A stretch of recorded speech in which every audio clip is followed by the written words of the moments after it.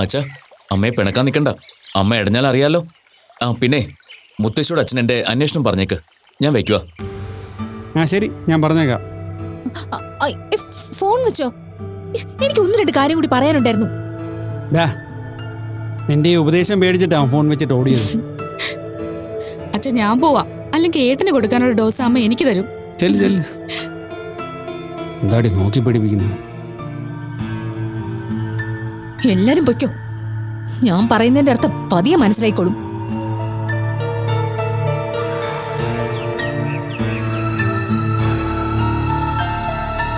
നിന്റെ അമ്മാവന്റെ മോനാ വീഡിയോ ചെയ്തത് ആകെ പ്രശ്നമായിട്ടുണ്ട്. ഇങ്ങനെ ആവശ്യമില്ലാത്ത പ്രശ്നങ്ങൾ ഉണ്ടാക്കാനായിരുന്നോ നീ കമ്പനിയിൽ പോലും കയറാതെ ഓടിക്കൊണ്ടിരുന്നത്? അവര് ചെയ്ത തെറ്റുകൾ നാട്ടുകാരെ അറിയിച്ചാലല്ലേ അവരിനി അത് ആവർത്തിക്കാതിരിക്കൂ. മീരയൊക്കെ ചെയ്തത് ഒരു നല്ല കാര്യമായിട്ടാണ് എനിക്ക് തോന്നുന്നത്.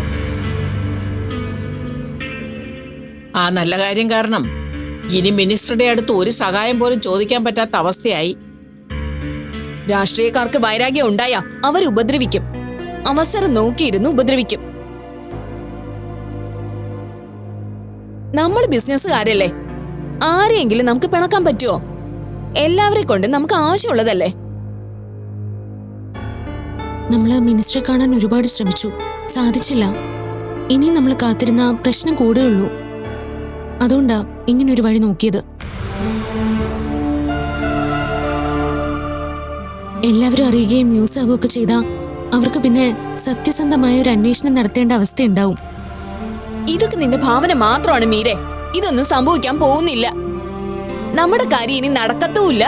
ശക്തനായ ഒരു ശത്രുവിനെ ഉണ്ടാക്കി വെക്കുകയും ചെയ്തു. ഇങ്ങനൊരു ഉപകാരം നീ ചെയ്യേണ്ട ഒരാവശ്യമില്ലായിരുന്നു. വല്ലാത്തൊരു ഐഡിയ ആയിപ്പോയി. മീര നല്ല ഉദ്ദേശത്തോടാണ് ഇത് ചെയ്തിരിക്കുന്നത്. അതിന്റെ റിസൾട്ട് എന്താണെന്ന് ഇപ്പോഴും അറിയാറായിട്ടില്ലല്ലോ. പിന്നെ എന്തിനാ മീരെ വഴക്കു പറയുന്നത്? ഇനി എന്ത് റിസൾട്ട് അറിയാനാ? ഒരു പാമ്പിനെ ചവിട്ടിയാ അത് കടിക്കും. അത് വളരെ നാച്ചുറലായി സംഭവിക്കുന്ന കാര്യമാണ്. അത് മനസ്സിലാക്കാൻ വലിയ വിവരമൊന്നും വേണ്ട. ആ മിനിസ്റ്ററും അവരുടെ ആൾക്കാരും പാമ്പിനേക്കാൾ വിഷമുള്ള ആൾക്കാരാ. അവരിനി ഏതൊക്കെ രീതിയിൽ നമ്മളെ ഉപദ്രവിക്കുന്നു നോക്കിയാ മതി. ഇത്രയും നാള് നിന്നെ വിശ്വസിച്ചിരുന്നതാ പ്രശ്നമായത്. എന്നാലും ഇതിങ്ങനെ ഒരു വലിയ പ്രശ്നമായി മാറുമെന്ന് നമ്മൾ ഒരിക്കലും പ്രതീക്ഷിച്ചില്ലല്ലോ.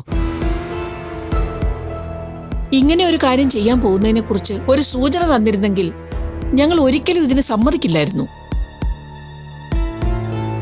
ഇനി അതൊന്നും പറഞ്ഞിട്ട് കാര്യമില്ലല്ലോ. എല്ലാം കൂടി അനുഭവിക്കുകയല്ലാതെ എന്ത് ചെയ്യാനാ? ഇവളിതെല്ലാം മനഃപൂർവ്വം ചെയ്യുന്നതാണോന്നാ എന്റെ സംശയം. നമ്മുടെ കുടുംബത്തെ തകർക്കാൻ തീരുമാനിച്ച് വല്ല ഹിഡൻ അജണ്ടയോട് കൂടിയാണോ ഇവൾ ഇതൊക്കെ ചെയ്യുന്നത് വരെ എനിക്ക് സംശയമുണ്ട്. ഒന്ന് നിർത്തബി. അവള് പറഞ്ഞാൽ തെറ്റുണ്ടെന്ന് എനിക്ക് തോന്നുന്നില്ല. നീ വാ അബി.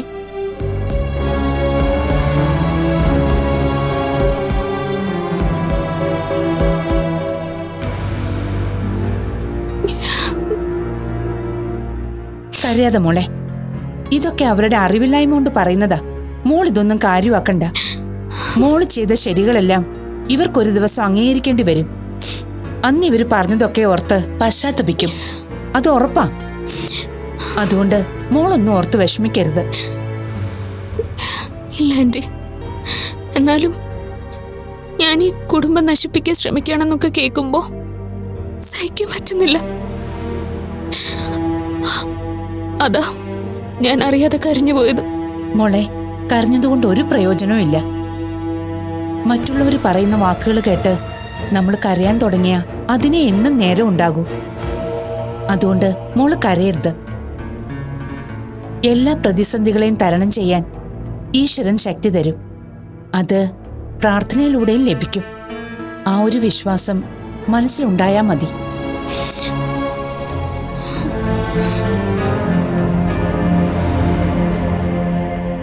അങ്ങനെയല്ല, ഇതൊക്കെ ഓരോരുത്തരും മനഃപൂർവ്വം ഉണ്ടാക്കുന്ന പ്രശ്നങ്ങളാ. ഇതൊന്നും നമുക്കറിയാത്ത കാര്യങ്ങളല്ലല്ലോ. രാഷ്ട്രീയത്തിൽ ഇതൊക്കെ പതിവുള്ളതല്ലേ. അല്ല, ഞാനത് അവഗണിക്കുന്നില്ല. എന്താ സംഭവം എന്ന് പഠിച്ചുകൊണ്ടിരിക്കുക. പ്രശ്നമൊന്ന് മനസ്സിലാക്കിയിട്ട് ഉടനെ തന്നെ വേണ്ടത് എന്താന്ന് വെച്ചാൽ ചെയ്യാം. ഇല്ല, തീരുമാനം എന്തായാലും സത്യസന്ധമായിരിക്കും. അങ്ങനെ ചെയ്യൂ.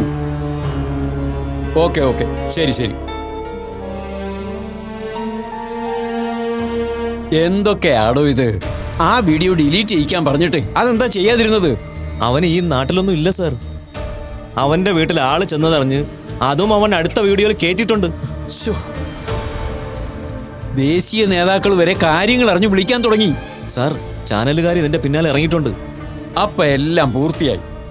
ഏതോ ഒരു റവന്യൂ ഉദ്യോഗസ്ഥൻ ദേവാ ബിൽഡേഴ്സിനെതിരെ മനഃപൂർവ്വം പണികൊടുത്താണ് സാർ. അത് തന്നെയല്ലേ അന്ന് അതിന്റെ എം ഡിയും പറഞ്ഞത്? അതെ സർ.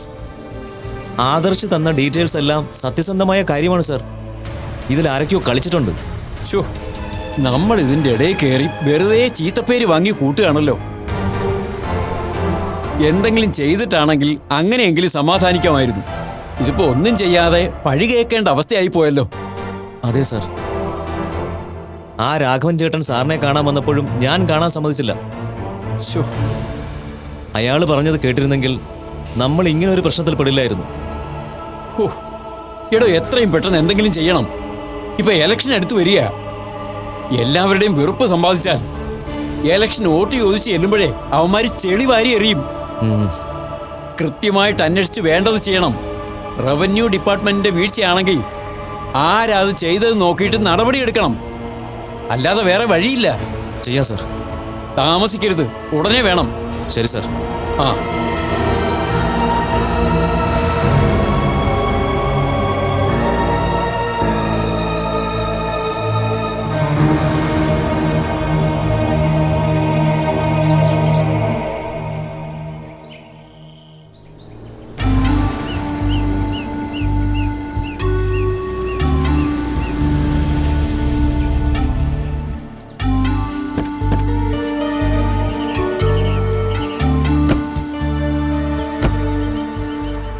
കുറെ നേരം ആയോ മുത്തശ്ശൻ നിങ്ങളെ കാത്തു വെക്കുന്നു?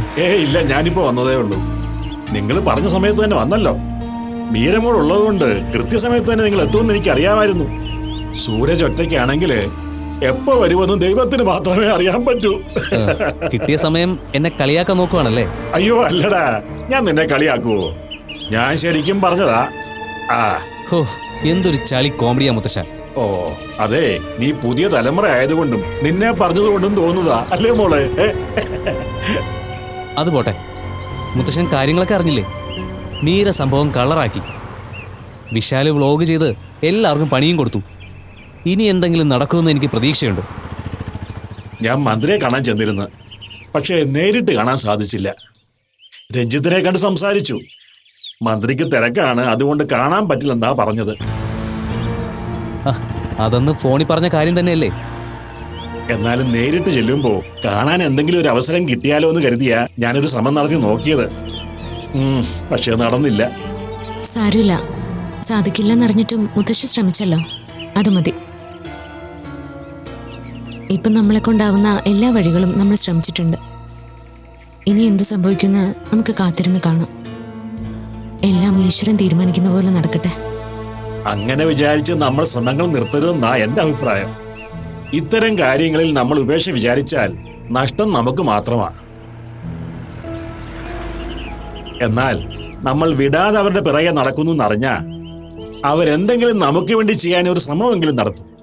നമ്മൾ വെറുതെ ഇരിക്കില്ല മുത്തശ്ശ, കാരണം ഇത് നടത്തിയെടുക്കേണ്ടത് നമ്മുടെ ആവശ്യം. മീരയ്ക്ക് നമ്മളല്ലാതെ ആരും സപ്പോർട്ടില്ല മുത്തശ്ശ. ആദർശന്റെ വീട്ടിലുള്ളവര് മീരയെ ഒറ്റപ്പെടുത്താനാണ് ശ്രമിക്കുന്നത്. അവർക്ക് വേണ്ടിയാണ് മീര ഇത്രയും കഷ്ടപ്പെടുന്നതെന്ന് അവർക്ക് മനസ്സിലാവാത്ത എന്താന്നാ എനിക്കറിയാൻ പറ്റാത്തത്. ആദർശില്ലാത്തത് കൊണ്ട് മീര അവർക്ക് പുറത്തുനിന്ന് ആ വീട്ടിൽ ചെന്ന ഒരാളായി തോന്നുന്നുണ്ടാവും. സ്വന്തമല്ലാത്ത ഒരാള്. അവര് ചിന്തിക്കുകയും ആഗ്രഹിക്കുകയും ചെയ്യുന്ന രീതിയിൽ പെരുമാറുന്നില്ല എന്ന് കാണുമ്പോ അവർക്ക് ദേഷ്യം തോന്നും. ഒരാളെ ഇഷ്ടമില്ലാതായാൽ അയാള് ചെയ്യുന്നതെല്ലാം കുറ്റമായിട്ട് മാറും. അതിനൊരു പ്രാധാന്യം കൊടുക്കാതെ തള്ളിക്കളയുക, അതാണ് നമുക്ക് ചെയ്യാൻ പറ്റുന്ന ഏറ്റവും നല്ല കാര്യം. അവരെന്തെങ്കിലും പറയുമ്പോ അതിന് തിരിച്ചു പറയാനും തർക്കിക്കാനും നിന്നാൽ സംഘർഷവും മനസ്സമാധാനമില്ലായ്മയും മാത്രമായിരിക്കും ഫലം. മീര ആരോടും എതിര് പറയാനും വഴക്കുണ്ടാക്കാനൊന്നും പോവില്ല. ആദർശേട്ടൻ തുടങ്ങി വെച്ചൊരു പ്രൊജക്റ്റ് പാതി വഴിയിൽ നിന്നു പോകരുത്. അതിലാർക്കും നഷ്ടം വരരുത്. ഒരുപാട് മനുഷ്യര് ആ പ്രൊജക്റ്റിൽ പണം മുടക്കിയിട്ടുണ്ട്. അവർക്കെല്ലാം അത് തിരിച്ചു കൊടുക്കുന്നത് പ്രാക്ടിക്കലായിട്ടുള്ള കാര്യമല്ല. അതുകൊണ്ട് ആ പ്രൊജക്റ്റ് മുടങ്ങിപ്പോവാതെ പുനരാരംഭിച്ചേ പറ്റൂ. അതിനാ നമ്മൾ ശ്രമിക്കുന്നതും.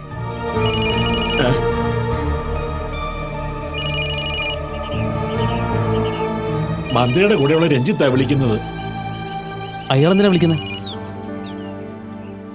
എന്തിനായിരിക്കുവോ? മുത്തശ്ശൻ കോൾ അറ്റൻഡ് ചെയ്യ്. എന്താ കാര്യമെന്നറിയാലോ. ഹലോ, രഞ്ജിത്ത് സാറേ. ആ, എനിക്ക് മനസ്സിലായി, പറഞ്ഞോളൂ. അതിനെന്താ, ഞാൻ വരാം. രഞ്ജിത്ത് സാറ് പറയുന്ന സമയത്ത് തന്നെ വന്ന് കാണാം. അങ്ങനൊന്നുമില്ല. പിന്നെ ആർക്കും കുഴപ്പങ്ങളൊന്നുമില്ല. അതെ, പ്രശ്നങ്ങൾ തീരണം. അതെ, കമ്പനിയുടെ പ്രോജക്റ്റ് വീണ്ടും തുടങ്ങാൻ പറ്റണം, അത്രേ ഉള്ളൂ. ഒരുപാട് ആളുകൾ ജീവിതകാലം മുഴുവൻ കഷ്ടപ്പെട്ടായിരിക്കില്ലേ ഒരു വീട് വാങ്ങാൻ ശ്രമിക്കുന്നത്. അവരുടെ പണം ഓരോ ഫയലുകളിൽ കുടുങ്ങി വെറുതെ പോയാൽ സഹിക്കാൻ പറ്റുമോ?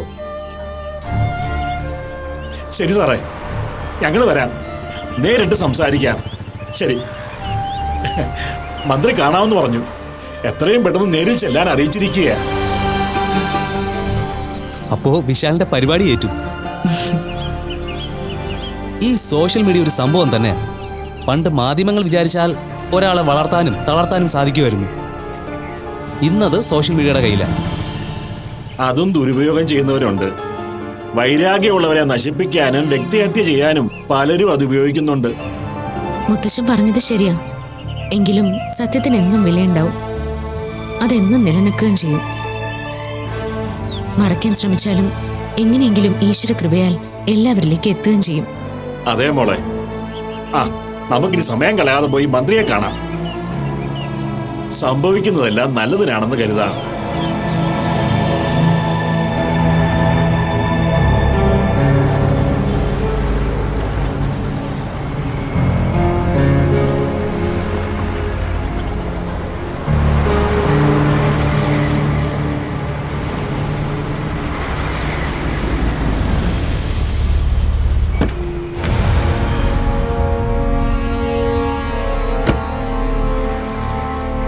എന്താ എത്ര ലേറ്റ് ആയത്?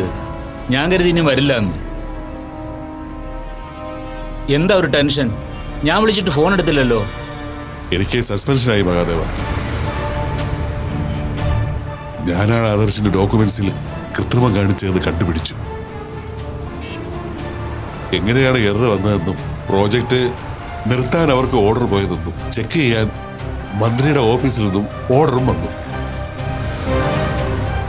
താനെന്താ ആലോചിക്കുന്നത്? ഇതിനൊക്കെ കാരണം ആ മീരയാ. അവൾ അവളുടെ കസിനെ കൊണ്ട് വ്ളോഗ് ചെയ്യിച്ച് നാട്ടുകാരെ മുഴുവൻ അറിയിച്ചു. നാട്ടുകാരെല്ലാം ഇടപെട്ടു. സംഭവം സംസാരമായി. അതാ ഇങ്ങനെ പറ്റിയത്. എനിക്ക് സസ്പെൻഷൻ കിട്ടിയതിന് അവലോകനം നടത്തിയത് കൊണ്ട് പരിഹാരമാകില്ലല്ലോ. ഇനി ഇതിന് അന്വേഷണം വന്ന് ഞാൻ മനഃപൂർവ്വം ചെയ്തതാണ് തെളിഞ്ഞാൽ എന്റെ ജോലി പോകും. വയസ്സുകാലത്ത് പെൻഷൻ പോലും കിട്ടില്ല. സാർ ഇങ്ങനെ ടെൻഷൻ ആകാതെ നമുക്ക് പരിഹാരം ഉണ്ടാക്കാം. എന്ത് പരിഹാരം ഉണ്ടാക്കാനാണ്? തനിക്കാണെങ്കിൽ ജോലിയും കൂലിയും ഒന്നുമില്ല. തന്നെ സഹായിക്കാൻ നടന്ന് എനിക്കുണ്ടായിരുന്ന ജോലിയും കൂടെ പോയി. ഇനി തനിക്ക് എന്നെ കൊണ്ട് ആവശ്യമൊന്നുമില്ലെന്ന് കണ്ടാൽ താനും എന്നെ ഒഴിവാക്കി തുടങ്ങും. എന്റെ കൂടെ നിന്നവരൊന്നും ഞാൻ കൈവിട്ടിട്ടില്ല. സാറിന് ജോലിയൊന്നും നഷ്ടപ്പെടാൻ പോകുന്നില്ല. ഇതൊരു സസ്പെൻഷൻ അല്ലേ? 1-2 ആഴ്ചക്കകം ഇത് പിൻവലിക്കാനുള്ള ഏർപ്പാട് ഞാൻ ഉണ്ടാക്കാം. ഞാനല്ലേ പറയുന്നത്. തന്നെ ഞാനെങ്ങനെ വിശ്വസിക്കും? ഇത്രയും നാൾ ഒരുമിച്ച് നിന്നില്ലേ, ഇനിയും കൂടുണ്ടാവുമെന്ന് വിശ്വസിച്ചോ? സസ്പെൻഷൻ പിൻവലിക്കാനുള്ള ഏർപ്പാടുകളെല്ലാം ഞാൻ ചെയ്യാം. പക്ഷേ 1-2 പേർക്ക് കുറച്ച് കാശ് കൊടുക്കേണ്ടി വരും. അത് ശരി. തനിക്ക് വേണ്ടി ഓരോന്ന് ചെയ്ത് എന്റെ ജോലി പോയിട്ട് അത് തിരിച്ചു കിട്ടാൻ ഞാൻ പണം മുടക്കണോ അല്ലേ? എന്നെ സഹായിച്ചത് വെറുതെ ഒന്നും അല്ലല്ലോ. കണക്ക് പറഞ്ഞ് കാശ് മേടിച്ചില്ലേ? പിന്നെ സ്വന്തം കാര്യത്തിന് അതിൽ നിന്നെടുത്ത് മുടക്കിയല്ലേ പറ്റൂ. അല്ല, നമ്മൾ തമ്മിൽ എന്തിനാ ഇങ്ങനെ വെറുതെ കണക്ക് പറയുന്നത്? പിന്നെ പറയാതെ. എന്റെ സാറേ, എന്റെ കയ്യിൽ പണമില്ലാത്ത അവസ്ഥയാണെന്ന് സാറിന് അറിയാമല്ലോ. ഉണ്ടായിരുന്നില്ല ഇങ്ങനെ സംസാരിക്കേണ്ട അവസ്ഥ വരില്ലായിരുന്നു. ഞാൻ തന്നെ എല്ലാവർക്കും കൊടുത്തേനെ. ശരി, അതെന്തെങ്കിലും ആകട്ടെ. പണത്തിന്റെ കാര്യത്തിൽ സമാധാനം ഉണ്ടാകും. പക്ഷെ എന്റെ ജോലി എനിക്ക് തിരികെ വാങ്ങി തരണം. അത് ഞാൻ ഏറ്റെന്ന് പറഞ്ഞില്ലേ? ഓക്കെ, അത് മതി. ഇനി അടുത്തത് എനിക്ക് സസ്പെൻഷൻ വാങ്ങി തന്ന മീരയെ വെറുതെ വിടാൻ പറ്റില്ല. അവളുടെ കൈയും കാലും തല്ലി ഓടിക്കണം. അതിന് നിങ്ങളുടെ സഹായമൊന്നും എനിക്ക് വേണ്ട. എന്റെ കയ്യിൽ അതിന് പറ്റിയ ആൾക്കാരുണ്ട്, അവരത് ചെയ്തോളൂ. ആ, അതൊക്കെ സാറിന്റെ ഇഷ്ടം. മീരയുടെ കയ്യും കാലും ആര് തല്ലി ഓടിച്ചാലും അതെനിക്ക് സന്തോഷമുള്ള കാര്യം തന്നെ. നാളെ തന്നെ ആ ചടങ്ങ് നടത്തിയേക്കാം. നീ വച്ച് താമസിപ്പിച്ചാ ശരിയാവില്ല.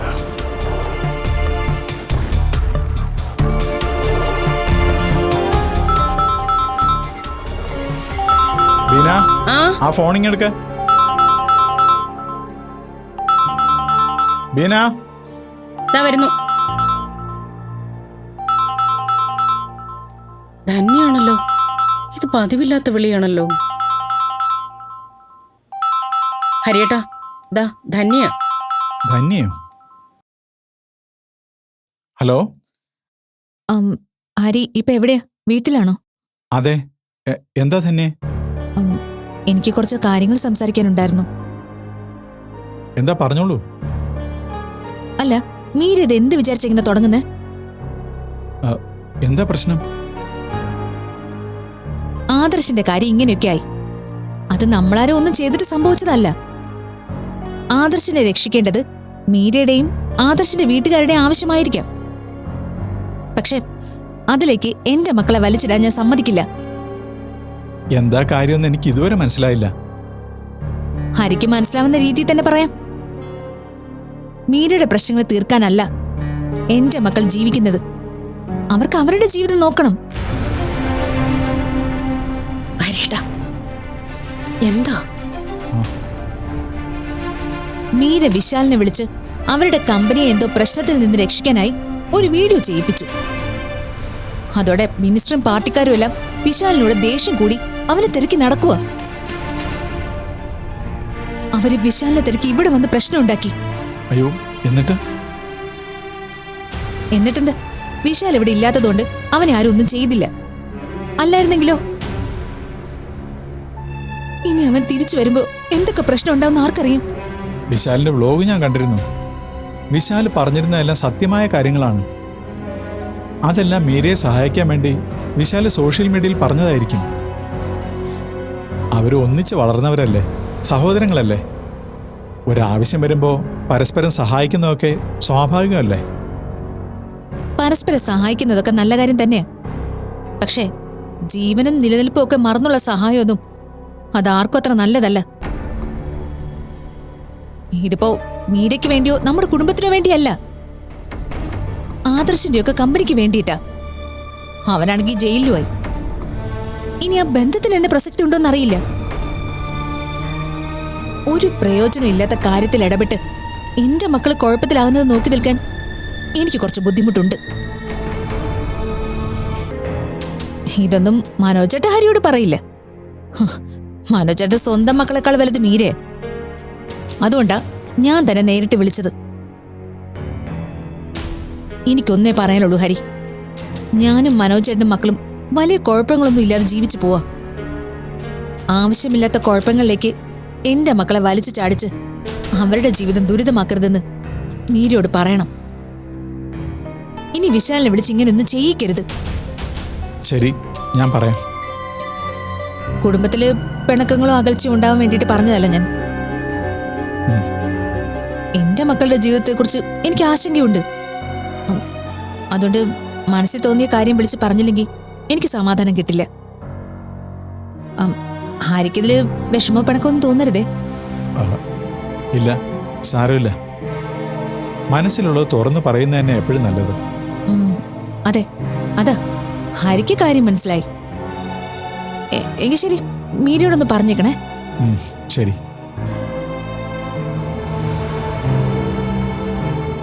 എന്താ ഹരിയേട്ടാ, ധന്യ എന്താ പറയുന്നേ? അത് വിശാൽ മീരയുടെ കമ്പനിയിലെ പ്രശ്നങ്ങള് വീഡിയോ ചെയ്തത് എന്തൊക്കെയോ പ്രശ്നങ്ങളായി.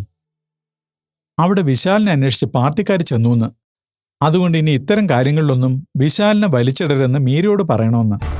അത് ധന്യ വിശാലിനോട് പറയേണ്ട കാര്യമല്ലേ? അവൻ അവന്റെ ഇഷ്ടത്തിനല്ലേ വീഡിയോ ചെയ്ത് മീരയ്ക്ക് കൊടുത്തത്. അതൊക്കെ മനസാക്ഷിയുള്ള കൂടപ്പിറപ്പുകള് അന്യോന്യം ചെയ്യുന്ന കാര്യങ്ങളാ. ധന്യക്ക് ആരോട് സ്നേഹമില്ല. അവൾക്ക് മനോജേട്ടൻ, അവളുടെ മക്കള്. അല്ലാതെ ആർക്ക് എന്ത് സംഭവിച്ചാലും അതൊന്നും അവളെ ബാധിക്കുന്ന കാര്യങ്ങളല്ല. മനുഷ്യർക്കേ ഇത്രയ്ക്ക് സ്വാർത്ഥത ഉണ്ടാവാൻ പാടില്ല. വിശാൽ ഒരു നല്ല കാര്യം ചെയ്തപ്പോ അവനെ അഭിനന്ദിക്കുന്നതിന് പകരം ഇങ്ങനെ എല്ലാരും വിളിച്ച് പരാതി പറയുന്നത് എന്ത് മോശമാ. അങ്ങനൊന്നും ചിന്തിക്കണ്ട. വിശാലിനെ തിരക്കി വീട്ടിൽ പാർട്ടിക്കാരൊക്കെ വന്നപ്പോൾ ധന്യക്ക് ഭയം തോന്നിക്കാണും. വിശാലിന്റെ കാര്യത്തിലുള്ള ധന്യയുടെ ടെൻഷൻ കൊണ്ട് വിളിച്ചൊന്ന് കരുതിയാ മതി. അതൊന്നും അല്ല ഹരിയേട്ടാ. ധന്യയെക്കുറിച്ച് ഹരിയേട്ടന് ശരിക്കും അറിയാവുന്നല്ലേ. മീരയ്ക്ക് ഈ വിവാഹം നടന്നത് തന്നെ അവൾക്ക് ദഹിച്ചിട്ടില്ല. കുശുമ്പായിരുന്നു അവൾക്ക്. ഇപ്പോ ആദർശിന് ഇങ്ങനെ സംഭവിച്ചപ്പോ ഉള്ളിൽ സന്തോഷം കാണും.